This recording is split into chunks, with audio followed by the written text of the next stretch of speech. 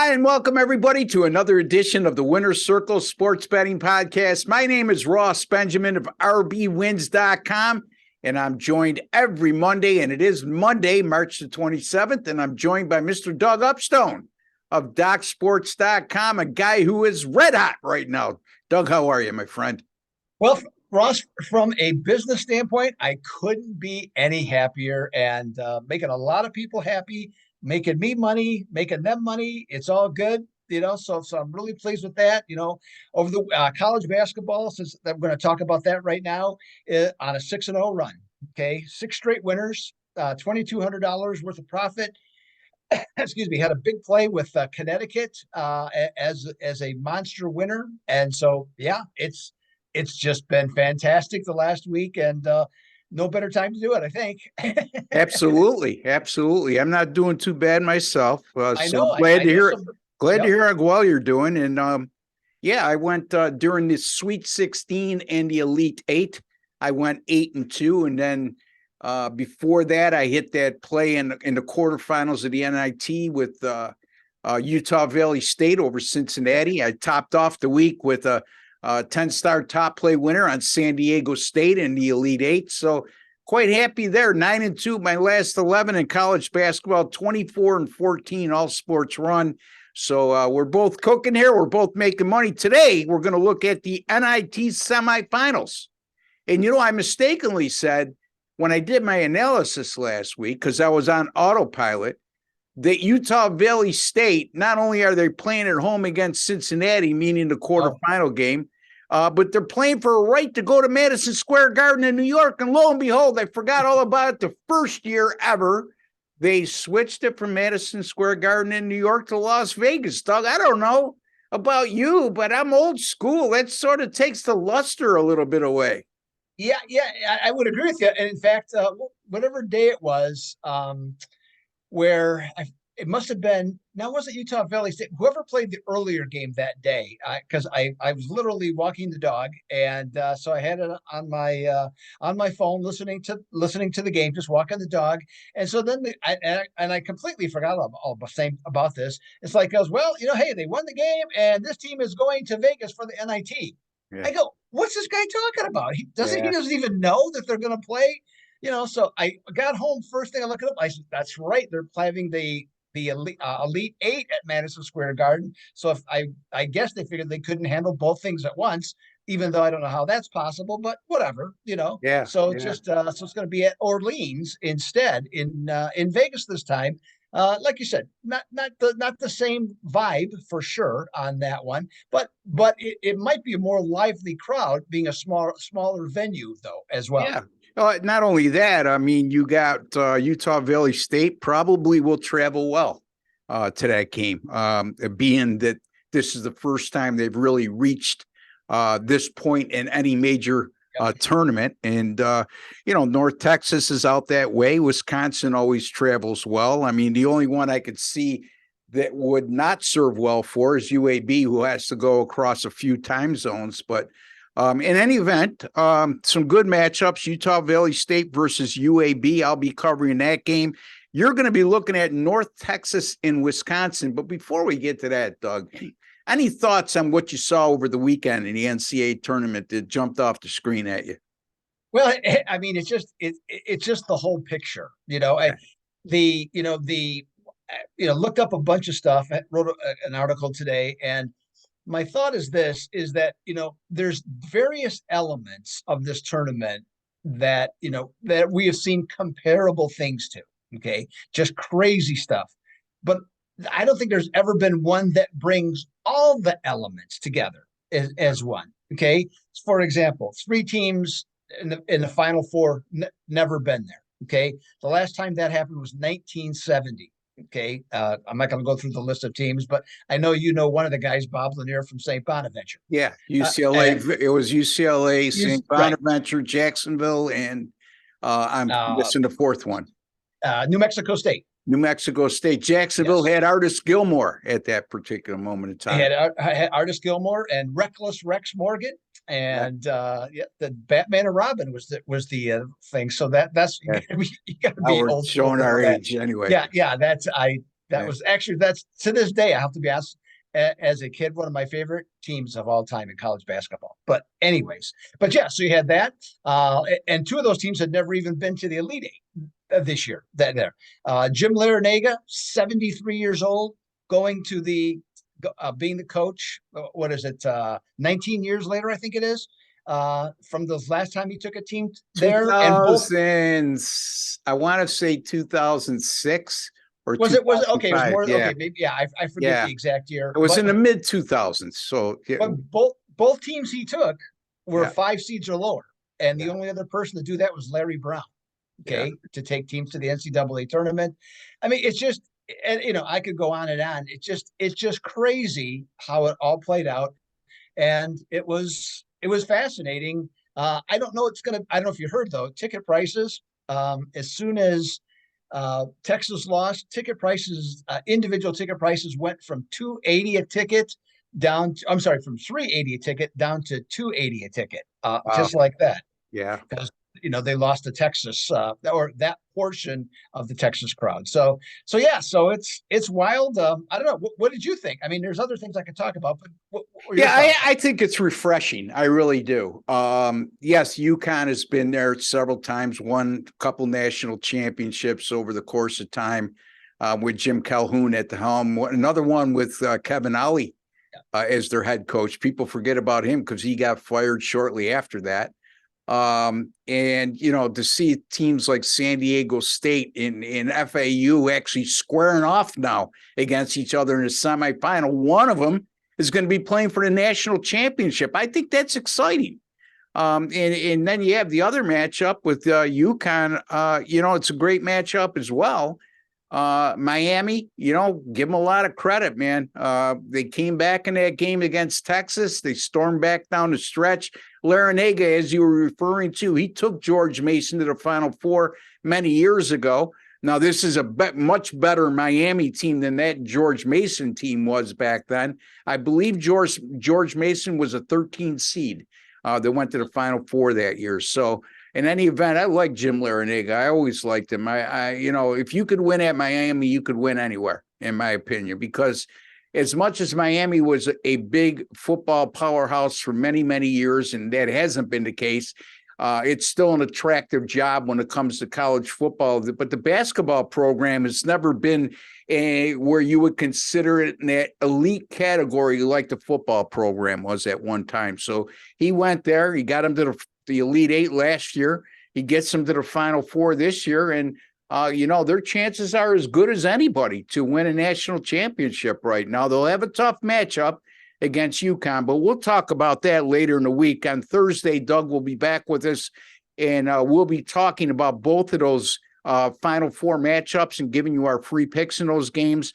Tomorrow, I will be with Jesse Shule and Sean Higgs. Will be giving you our thoughts on each individual matchup, if we have any early leans, early thoughts, and then we'll sew things up with Doug on Thursday in that regard. So, all right, Doug, let's get right to our matchups. And let's start with you with the North Texas and Wisconsin game. Yeah, before I do, I just want to give a little Sure. clap to all the people that watched our videos, okay, over the last several days. My goodness, the numbers are just staggering, okay, the people that watch them. So we really appreciate every one of you. Thank you for bringing that up, Doug. Yep. I appreciate that. Yeah, it was just outstanding to see that. And, hopefully we gave us some good ideas and some good stuff. And, you continue to watch going forward. We got baseball coming up before long here, NBA playoffs and all that stuff. But okay, let's talk some NIT semifinal action. In this one, if you're looking for end-to-end action, okay, in the Wisconsin North Texas game, well, my thought would be I would go to the local craps table, because you're going to get more end-to-end action, okay, in that game than you're going to get in this one. Okay, we have a total of 115.5. Okay, North Texas favored by 1.5. Now, here's something, Ross. And I think I would know your answer, what your answer would be. But in February, if I had told you there'd be an NIT semifinal game with a Big Ten team versus a Conference USA team, and the Big Ten team would be getting points, okay, how much money would you want to put down on that? Yeah, I would say it's a rhetorical question. But you know me, Okay. You know me. Right. If you told me that, I would take the other team against the Big Ten. Yeah. I, I mean, I would take the mid-major against the Big Ten every time, so that's just me. If indeed you asked me that 6 months in advance without knowing the matchup. right, right. Now I know the matchup, and so you know my answer now. Right. Yes, I that one. But here we are. Yeah. The Conference USA there's 8 teams still playing basketball. Conference USA has 3 of them. The Yeah. Big Ten has 1, and this team was tied for 11th in the Big Ten, and they lost their opening game in the Big Ten tournament against the worst team in the Big Ten. So here we go. So Badgers, well, I hate to say, but I don't hate to say it. It's just true. They're boring to watch. Okay. They are. I mean, they shot 41.6%. They lost the most home games, I think, in 20 years this year, maybe even longer. They're averaging only 65.6 points per game, and they're sorely lacking in playmakers. Yes, this team does have balanced scoring. They got 4 guys that are averaging double digits, okay, led by Stephen Crowell, but that's only at 12.2 points per game. Now, the thing, in theory, it's a potential good matchup because North Texas plays a similar style. They play slow, okay, in no hurry, but that theirs though is different because it is 100% by design. They only average 51 shots a game. North Texas does. And they score 64.7 points per game. Their identity is their defense. They only allow 55.7 points per game and with a shooting percentage of 39.2%. If you have watched them, you probably have noticed Taylor Perry, their guard. He's averaging 17.2 points per game, and he's a dynamic scorer. And he has the ability, despite being just 6 feet tall, he can get to the rim, but he also makes over 40% of his 3-point shots. Now, in this one, you cannot ignore the fact that Wisconsin is 10-2 against teams with a win percentage of 80% or better the last 2 years. However, I look at North Texas, Ross. They shoot the ball better. They play better defense. They have a decisive edge in rebounding, and they're more athletic. They're also coming from a place of confidence because their conference is doing so well, and they make over 75% of their free throws compared to Wisconsin, who's below 70% on their free throws. So if we have a close game, which is what the odds makers are telling us, that means advantage also to North Texas. Ross, give me the mean green give the mean green to win by 5 or more. And I know you want me to do the money line, but I'm not gonna. I'm gonna do the 1.5 minus 1.5. All right. I'm gonna take North Texas. Don't I never want to tell you I told you so. So I don't want to see your black book come out when you win by 1. No problem here. If it goes to overtime, that's different. But yeah, I mean, North Texas defensively, they've given up 55 points or fewer in 7 of their last 8 games. There's 363 teams playing Division I basketball. And there's a thing called adjusted offensive tempo. And what that basically is how many possessions offensive possessions a team gets per 40 minutes of play. Out of the 363 teams, North Texas is number 363, dead last. They only average about 59 offensive possessions per game. They're also dead last at offensive time of possession, and they don't turn the ball over a lot either. So basically, Doug, they use the majority of the shot clock, and they're very good at it in getting a quality shot at the end of their shot clock. And if they don't, they defend very well. I mean, look at their 3 NIT games so far. I mean, they played pretty good competition, and they've held all of those opponents, I believe, in the low 30s, if I'm not mistaken, in terms of shooting percentage. If not, pretty darn good. And I remind you, one of those games went overtime at Oklahoma State in the last game. So that's a real good team right there in North Texas. And, Doug, anytime I put this in my analysis today too. So I'm going to show my hand. At this point, I really don't care. If you want to buy from me, fine. If you don't, that's fine too, because I'm winning. You're only penalizing yourself. But in my analysis today, I touched upon exactly what you brought up and said, if you tell me it's an NIT semifinal and we have a team from Conference USA that's a 1.5 point favorite over a Big Ten team, they are begging you to take the power conference team here as an underdog. And I agree with you wholeheartedly there. And I think that 115 is an accurate number because I mentioned North Texas, 363 and adjusted offensive tempo. Wisconsin's 342. So, it's not like they're playing high tempo basketball either. So should be a snoozer.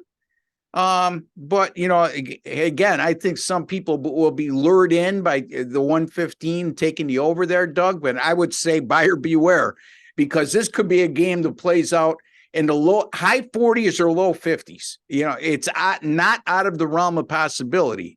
I'm not going to predict that, Doug, but it certainly would seem like there's a chance that could occur. Agreed. 100% agree. Okay, you're lost for words, which is very, very, very rare. Anyway, let me get to my game. And that game is going to be played. It's the nightcap of the NIT doubleheader, and that's between, and if I get my notes up, it would be nice. But that game will be between UAB and Utah Valley State. Bear with me a second, folks. I'm trying to get here we go. All right, now I can talk intelligently about the game. Look, despite Conference USA having two teams in the semifinals of the NIT and another in the Final Four of the NCAA tournament, Utah Valley State still has, if you grade out their strength of schedule at Compom, they have played the tougher schedule than UAB has. And again, Doug brought it up. There's 8 teams playing college basketball right now. 3 of them come from Conference USA, and 1 is UAB. This line opened at 1.5. It's gone up to 3 with UAB being a favorite. This is a Utah Valley State team in the NIT that's won at New Mexico, at Colorado, and then knocked off Cincinnati at home to get to this point. That's not the whole story. If you go into their non-conference portion of their schedule early on, they also posted wins at Oregon, which is an NIT team, at BYU, who finished 19-15, and they lost in overtime at Wake Forest, who was a 19-14 team as well. So those were all postseason teams, and they showed that they could play with the big boys then, and they're showing they could play with the big boys now. Now, furthermore, this is a Utah Valley State that's 30th nationally in adjusted defensive efficiency. So they play extremely good defense. Now, UAB, 3 NIT wins have come over Southern Miss, Morehead State, and Vanderbilt. Now, Vanderbilt was hot at the end of the year, and some people thought they should have made the NCAA tournament, including myself. But Southern Miss and Morehead State, they're not Power 5 conference teams or power conference teams. Like the 3 that Utah Valley State has played in the NIT. So not only has Utah Valley State played a stronger schedule through the course of the year, but they've also played better competition through the course of this NIT tournament. And additionally, UAB, 6 games against North Texas and FAU within their own conference. And I mentioned North Texas and FAU because North Texas is in the Final Four of the NIT and FAU is in the Final Four of the NCAA tournament. They only went 2-4 in those games. So I'm going to take a shot here with Utah Valley State, Doug, on a grand stage for the first time, getting 3 over UAB. And I think that we'll see, based on the crowds that I saw at Utah Valley, or the crowd I saw at Utah Valley State for their quarterfinal win over Cincinnati, and the close proximity between their campus and Las Vegas, I'm going to say it's going to be a pro Utah Valley State crowd. And for those of you who start neutral, meaning don't care who wins on either way, the longer games go and the smaller school who's an underdog, crowds tend to jump on their bandwagon down the stretch. So I think that's going to be the occurrence here. And I'm going to take Utah Valley State plus the 3 over UAB. Yeah, I like you had Utah Valley State against Cincinnati And I had not seen them play to that point of the season, and I did, and I was really impressed. And you mentioned the defense, because going into that game, Cincinnati's offense was white hot. Yeah. Okay, I mean, they were playing extremely well against everybody, and they're well coached. Cincinnati is now, compared to what they the past several years, anyways. And so I was really taken how good their defense was, and limiting Cincinnati, along with the fact that I did not realize they were as athletic as I guess my perception was about the team. So I came away really impressed with them. And I've seen UAB twice, and I would say comparable. Maybe UAB is a little bit more athletic, but I have to say, Ross, I can't say that I think that UAB is that much better. With the eye test, look at the two teams. So yeah, so to me, everything that you're saying, I haven't looked into the game, to be perfectly honest yet, but from that standpoint, with what you're saying and what I've seen, I could see that definitely happening, where Utah Valley State could not only cover but possibly win the game then too. Yeah. And I mentioned the non-conference competition they Right. played, not only in the NIT, but also in their early on in the year. And you look at UAB, their non-conference strength of schedule ranks over 300, which is in the bottom sixth of college basketball. So that has to mean something at this time of year. And like I said, Utah Valley State has proven they could play with power conference teams. Of course, it's not the level of competition we're seeing in the NCAA tournament, but still, I mean, Colorado, at New Mexico State, at Wake Forest, they take them to overtime. So a lot of good things going for Utah Valley State. I'm looking forward to these matchups too, Doug. So there's one team called the Wolverines playing basketball right now, and it's not Michigan. It's Utah Valley State. So Doug likes North Texas, the Mean Green, -1.5. He doesn't want to do the money line. With a little effort, he could be a hard head, but that's okay. North Texas -1.5 over Wisconsin. And I'm going to take Utah Valley State +3 over UAB on Tuesday, March 28th in the NIT from Las Vegas, not from Madison Square Garden. All right, Doug, we got a few minutes left. Yep. Tell the folks what you may have coming up this week and what's going on. Yes, well, I mentioned the college basketball, okay, how that has gone over the last week. Now, last 4 days, Ross, 11-1, okay, up over $3,700 in terms of profit based on units. So last 4 days have been fantastic. Had a couple of nice winners. I mentioned a lucky one that I had when we conversed via text on Saturday. I had one with Minnesota, but in hockey. But you know what? Sometimes you get those. And now, again, I got to interrupt you there. I'm sorry, but you said something with the goaltender. Did the goaltender score a goal? No. So basically, the game was 1-1. Minnesota was outplayed basically against Chicago. So Chicago is basically the worst team in the Central Division and one of the worst teams in NHL. It's 1-1. And then there was a pass that Chicago was trying to apply pressure. Oh, they had a power play. They were trying to apply pressure. Threw the pass out, came out. The guy from the defenseman bobbled the puck. Minnesota guy came flying in, took it, went down. 1-0 against the goaltender. He scored 2-1, minute left to go in the game. So I'm giving 1.5. Yeah. Okay. And then you get the empty netter. Yeah. So then, so it's like, okay, I got a chance, but what chance do I have? So Chicago is really not doing much in their own end. The goaltender knocks it aside. It's basically parallel to the line where the goal is. Okay, there, the defenseman has the puck. He shoots it all the way down the ice. It goes in. Bullseye, baby. So there you go. No problem on that one. So we had that, and then the NBA continues to stay red hot. So the recent trends are 8-1, 13-3, 26-11. Okay, that's up now over $6,200. And over the last 32 days, Ross, 22 times I've had a winning day, which is accumulated in terms of units, up over $6,800 worth of profit. So it has been a wonderful month plus of action across the board. And so looking to finish it off in college basketball this week and take it right into baseball, which starts on Thursday. There you go. Doug Upstone. You can find him at docsports.com.